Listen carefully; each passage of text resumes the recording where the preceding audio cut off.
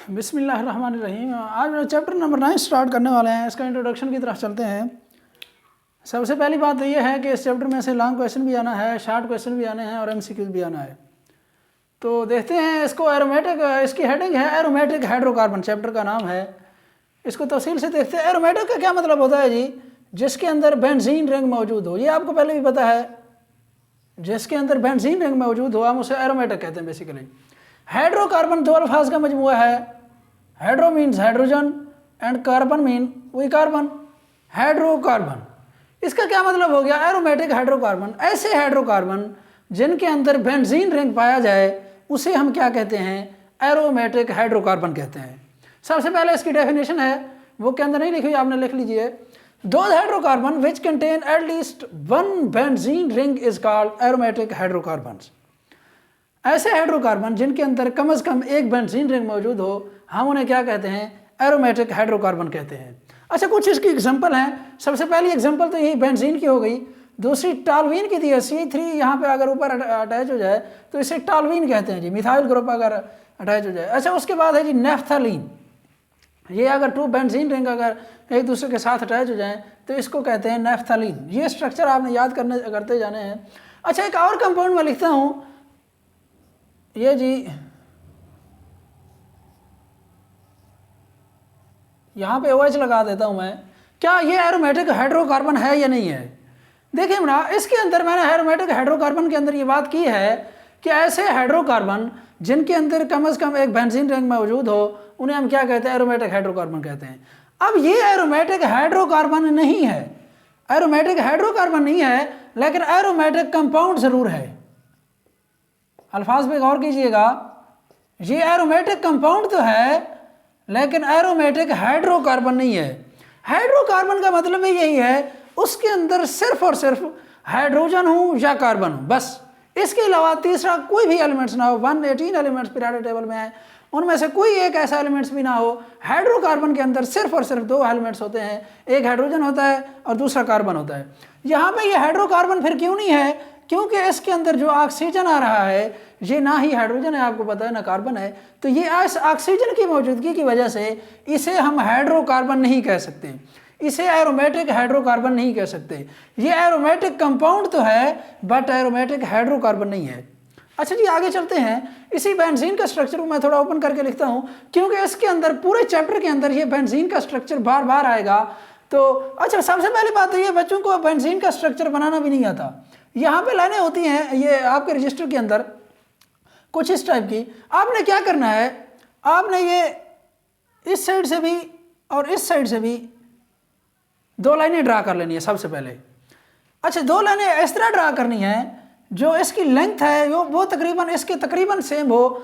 इसकी जो विड्थ है इससे थोड़ा ये जो है ना थोड़ी सी ज़्यादा होनी चाहिए, थोड़ी सी ज़्यादा भी ना हो और जो है ना इससे कम ना हो बिल्कुल।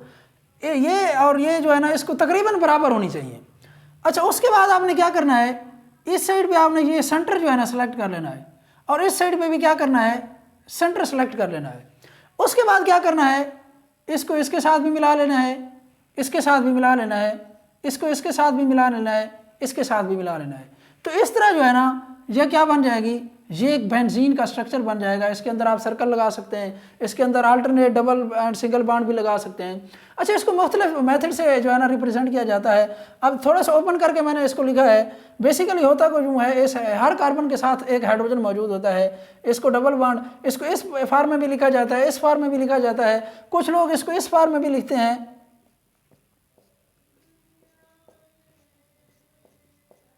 ये CH इसको ऊपर करके लिखते हैं। देखें, इस फॉर्म में भी लिखा जाता है, डबल बॉन्ड लगा दें।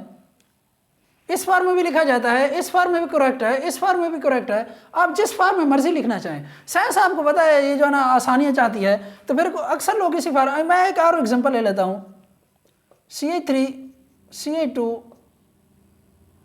CH2 CH3। अब देखें ये चार कार्बन वाली ये क्या है, ब्यूटेन है। इसको जो साइंस हम क्या करते हैं, इस तरह भी लिख सकते हैं। अब देखिए इतना आसान काम है, हायर क्लासेस में इसी तरह लिखा जाता है। ये अब ये जो हर कॉर्नर है, बेसिकली हर कोना जो है ये किस चीज़ को रिप्रेजेंट कर रहा है? कार्बन को रिप्रेजेंट कर रहा है। अच्छा, कार्बन को तो ये तो कार्बन के चलो रिप्रेजेंट कर रहे हैं, हाइड्रोजन कहाँ गए? हाइड्रोजन, ये जो अंडरस्टूड बात होती है कि इसके साथ कार्बन की बेसिकली वैलेंसी को पूरा करने के लिए हम हाइड्रोजन लगा रहे होते हैं, ये अंडरस्टूड बात होती है। अब देखिए इसकी बात करते हैं, इसने अब एक बांड ये बनाया हुआ है, एक बांड ये बनाया हुआ है, 2 बांड बनाए हुए हैं। अब इसका मतलब ये है इसके साथ और कितने हाइड्रोजन होंगे? 2 हाइड्रोजन होंगे। इस कार्बन ने एक बांड बनाया हुआ है जस्ट, इसका मतलब क्या है? इसके साथ कितने बांड होंगे? 3 बांड होंगे हाइड्रोजन के, 3 एटम होंगे। इसने अब 2 बांड बनाए हुए हैं, तो इसका मतलब है इसके ये जो कार्बन है इसके पास कितने बांड हैं? हाइड्रोजन के 2 बांड है। इसी तरह इसकी बात करते हैं। अब देखें ये इस एक बांड बनाया हुआ है इस कार्बन ने, तो इसका मतलब क्या है? तो कितने कम बाकी रहते हैं? 3 बांड रहते हैं, तो 3 हाइड्रोजन यहाँ पे अटैच हो जाएंगे। ये वही चीज़ें हैं। अच्छा, इसका जो स्ट्रक्चर होता है ना, हेक्सागोनल स्ट्रक्चर होता है। हेक्सागोनल का क्या मतलब है जी? हेक्सा कहते हैं 6 को, 6 को कहते हैं जी। गोनल का मतलब होता है कॉर्नर, CORNER, कोने जिसे आप कहते हैं। आप देख सकते हैं 1 2 3 4 5 और 6 कोनों वाला स्ट्रक्चर है, इसीलिए हम इसे क्या कह रहे हैं? हेक्सागोनल स्ट्रक्चर है जी इसका। अच्छा, इसी तरह एक और कोई भी एग्जाम्पल, अल्कीन की भी ले सकते हैं, अल्काइन की भी ले सकते हैं, कोई भी आप ले सकते हैं, लेकिन वहाँ पे क्या होना चाहिए? जहाँ पे डबल बॉन्ड है वहाँ पे डबल बॉन्ड होना चाहिए, यहाँ पे बस। बाकी आप इसको इस फॉर्म में लिख सकते हैं। अगर मैं इसको यहाँ पे डबल बॉन्ड लगा दे तो ये अल्कीन बन जाएगी, ब्यूटीन बन जाएगी। तो इसी तरह जो है ना इसको इस फॉर्म में भी लिखा जाता है। ये आगे हायर क्लास में ऐसे ही होता है। अच्छा, उसके बाद ये एक और समझने वाली चीज़ें हैं, ये चीज़ें आगे काम आएंगी। इंट्रोडक्शन में जस्ट उसने यही कुछ बताया हुआ है कि एरोमा से लफ्ज़ निकला है ये, जिसका मतलब फ्रेग्रेंस है, जो कि काफ़ी जो है ना बड़ी डिटेल के साथ आप पढ़ चुके हैं। उस पर बहस करने की मुझे कोई खास ज़रूरत नहीं है। अब देखिए CH4 एक मीथेन होती है, ये आप क्लास 10th के अंदर भी पढ़ चुके हैं। जब इसमें से एक हाइड्रोजन रिमूव करते हैं हम, तो ये क्या बन जाता है? मिथाइल जो है ना रेडिकल बन जाता है। इसका नाम क्या है? मिथाइल है जी। अगर वो कहता है अगर इसी बेंजीन में से एक हाइड्रोजन रिमूव कर दिया जाए किसी भी कार्बन के साथ, आप देखिए हर कार्बन के साथ एक एक हाइड्रोजन जो है ना अटैच है। अब मैं क्या करता हूँ, ये जो इस कार्बन के साथ हाइड्रोजन था, मैंने उसको क्या किया है? रिमूव कर दिया है। जो ही उसको रिमूव किया, उसके बाद क्या है? मैंने यहाँ पे एक बॉन्ड लगा दिया। जैसे इस तरह जो यहाँ पे भी था, अब CH4 था, मैंने एक हाइड्रोजन को रिमूव किया, उसके साथ एक बॉन्ड लगा दिया। यहाँ पे भी एक हाइड्रोजन को मैंने रिमूव किया बेंजीन में से, और उसकी जगह पे क्या लगा दिया? एक बॉन्ड बना दिया। और ये क्या है? इसको फिनाइल भी कहते हैं, इराइल भी कहते हैं। कुछ भी, कोई भी आप नाम दे सकते हैं। फिनाइल का नाम भी दे सकते हैं, इराइल का नाम भी दे सकते हैं। अच्छा, कुछ लोग इसको इस फॉर्म में भी लिखते हैं C6H5। आपको पता है बेंजीन का जो फार्मूला होता है C6H6 होता है। अगर इसमें से हाइड्रोजन रिमूव हो जाए तो C6H5 हो जाएंगे। ये वही चीज़ है, ये उसी का स्ट्रक्चर है। लेकिन ये आपको पता होना चाहिए कि अब इस कार्बन के पास कितने हाइड्रोजन होंगे, इस कार्बन के पास कितने, जितने हाइड्रोजन, कार्बन की वैलेंसी 4 होती है, जितने बांड वो बना रहा है, ठीक है। अदरवाइज उसने जितने बांड भी बाकी रहते हैं उतने हाइड्रोजन वहाँ पे अटैच कर देने आपने। ये अंडरस्टूड बात होती है। ये अब इस लेवल पे एक एक लफ्ज़ नहीं लिखा जाता। मैंने आपको पहले भी कहा है, इस फॉर्म में लिखा जाता है, इस फॉर्म में लिखा जाता है। तो आपको ऑटोमेटिक पता चल जाना चाहिए कि इस कार्बन के पास कितने हाइड्रोजन अवेलेबल हैं। अच्छा जी, उसके बाद है जी classification of compound, aromatic compound. ये बेसिकली शॉर्ट क्वेश्चन में पूछता है, लेकिन एक बार उसने लॉन्ग क्वेश्चन पूछा था एक बार कि what is the classification of organic compound, give each one example. इसको जो है ना एग्जांपल के साथ विचार करें कि क्लासिफिकेशन ऑफ एरोमेटिक कंपाउंड्स क्या होते हैं। सबसे पहले इसकी 2 टाइप्स होती हैं, एक होती है मोनोसाइक्लिक एरोमेटिक कंपाउंड, दूसरा होता है पॉलीसाइक्लिक एरोमेटिक कंपाउंड। नाम से ही जा रहा है। मोनोसाइक्लिक का क्या मतलब होता है? मोनो का मतलब होता है 1, मोनो कहते हैं 1 को। मोनोसाइक्लिक एरोमेटिक कंपाउंड्स, ऐसे एरोमेटिक कंपाउंड जिसमें सिर्फ और सिर्फ क्या हो, एक साइक्लिक कंपाउंड हो। अब यहाँ पे देख सकते हैं बेंजीन के अंदर एक साइक्लिक कंपाउंड है, एक एरोमेटिक कंपाउंड है। इसके अंदर भी एक साइक्लिक है, इसके अंदर भी एक साइकिल है, इसके अंदर भी एक साइकिल है बेंजीन का, इसके अंदर भी एक साइकिल है। सब के अंदर क्या है? एरोमेटिक। जो मोनोसाइक्लिक एरोमेटिक कंपाउंड का मतलब ये है, एरोमेटिक, उसकी डेफिनेशन सबसे पहले लिखी है मैंने। Aromatic compounds containing 1 benzene ring in their molecules are called monocyclic aromatic compounds. ऐसे एरोमेटिक कंपाउंड जिनमें क्या हो, एक बेंजीन रिंग मौजूद हो, सिर्फ और सिर्फ एक बेंजीन रिंग मौजूद हो, हम उसे क्या कहते हैं? मोनोसाइक्लिक एरोमेटिक कंपाउंड्स कहते हैं।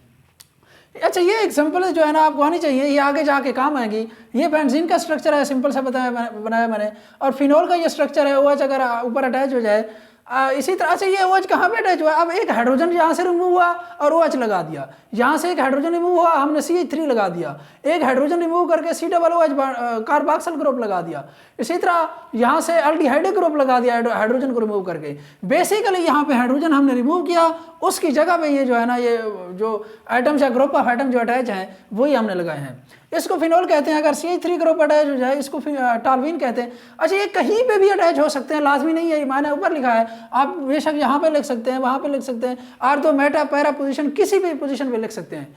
अच्छा जी, बेंजोइक एसिड है, C डबल बॉन्ड OH, आपको पता है एक कार्बोक्सिलिक एसिड का जो है ना फंक्शनल ग्रुप है, ये बेंजीन के साथ अटैच है, इसलिए हम इसे क्या कह रहे हैं, बेंजोइक एसिड कह रहे हैं। उसके बाद ये एक एल्डिहाइड ग्रुप है, बेंजीन के साथ अटैच हुआ, बेंजल्डिहाइड इसे कहते हैं। उसके बाद ये पॉलीसाइक्लिक एरोमेटिक कंपाउंड, नाम से ही जा रहा है, पॉली का मतलब होता है many. Aromatic compounds containing 2 or more benzene rings in their molecules are called polycyclic aromatic compounds। ऐसे एरोमेटिक कंपाउंड जिनके अंदर कम से कम 2 या उससे भी ज्यादा एरोमेटिक रिंग मौजूद हों, हम उन्हें क्या कहते हैं, पॉलीसाइक्लिक एरोमेटिक कंपाउंड्स कहते हैं। उसकी एग्जांपल दी है नेफ्थलीन, एंथ्रासीन। जी बिल्कुल, एंथ्रासीन, ये नेफ्थलीन अगर 2 बेंजीन रिंग आपस में अटैच हो जाएं, अगर 3 बेंजीन रिंग आपस में अटैच हो जाएं, उसे क्या कहते हैं, एंथ्रासीन कहते हैं जी। उसके बाद है जी इसकी पॉलीसाइक्लिक जो एरोमेटिक कंपाउंड्स हैं, इसकी मजीद 2 टाइप्स हैं। एक है separated ring polycyclic aromatic compound, दूसरी है fused ring aromatic polycyclic aromatic compound. Separated का क्या मतलब है, सेपरेटेड नाम से ही जा रहे अलग अलग। इसकी डेफिनेशन देखते हैं, in this benzene rings are not connected directly. इसमें बेंजीन रिंग, यहाँ पे आपने देखा है, इसमें बेंजीन रिंग एक दूसरे के साथ फ्यूज हैं, फ्यूज फॉर्म में है, एक दूसरे के साथ आर्थो मेटा पैरा पोजीशन किसी भी पोजीशन पे आपस में एक दूसरे के साथ फ्यूज हैं, डायरेक्टली तौर पर अटैच हैं। लेकिन वो कहता है separated ring polycyclic aromatic compounds वो हैं, in this benzene rings are not connected directly, जिसमें बेंजीन रिंग्स डायरेक्टली तौर पर आपस में कनेक्ट नहीं होते। तो आप देखें, इसकी एक मैंने एग्जांपल लिखी है, डाईफिनाइल मीथेन, 2 फिनाइल ग्रुप हैं, उसके साथ ऊपर CH2 ग्रुप अटैच हो गया, इसको डाईफिनाइल मीथेन। अब यहाँ पे देखें, जो बात करने वाली गौर करने वाली बात है वो ये है, अब देखें इसके अंदर बेंजीन जो रिंग है वो एक CH2 ग्रुप के साथ अटैच हैं, आपस में डायरेक्टली तौर पर ये अटैच नहीं है। In this benzene rings are not connected directly, इसमें बेंजीन रिंग दूर दूर है और CH2 ग्रुप के साथ दोनों जो है ना अटैच है। CH2 ग्रुप ने इनका आपस में क्या किया हुआ है, लिंक किया हुआ है, इनको आपस में कनेक्टेड किया हुआ है, ना कि डायरेक्टली तौर पर ये एक दूसरे के साथ अटैच है। अच्छा, उसके बाद है fuse. This benzene rings are fused together. Fuse का मतलब होता है एक दूसरे के साथ बिल्कुल चिपक जाना। At ortho para meta position, किसी भी पोजीशन के साथ क्या होते हैं, जिसमें बेंजीन रिंग जो है ना आपस में फ्यूज हों, उसको क्या कहते हैं, fuse ring polycyclic aromatic compounds. अब इसकी एग्जांपल आप ये दोनों की दोनों एग्जांपल फ्यूज रिंग जो है ना पॉलीसाइक्लिक एरोमेटिक कंपाउंड्स की हैं, नेफ्थलीन हो गई, एंथ्रासीन हो गई। अब देखें इसके अंदर फ्यूज हैं, एक बेंजीन रिंग दूसरे के साथ बिल्कुल फ्यूज है, इसमें भी एक दूसरे के साथ जो है ना सारे के सारे तीनों बेंजीन रिंग एक दूसरे के साथ फ्यूज हैं। यहाँ पे क्या है, यहाँ पे डायरेक्टली तौर पर फ्यूज नहीं है, बल्कि CH2 ग्रुप ने इनको आपस में कनेक्ट किया हुआ है। ये बेंजीन रिंग आपस में डायरेक्टली तौर पर कनेक्टेड नहीं है। ये तो था क्लासिफिकेशन ऑफ एरोमेटिक कंपाउंड्स और उसके साथ इंट्रोडक्शन। नेक्स्ट हम इंशाल्लाह आगे बढ़ेंगे। तो आज के लिए इतना ही, इंशाल्लाह फिर बात होगी।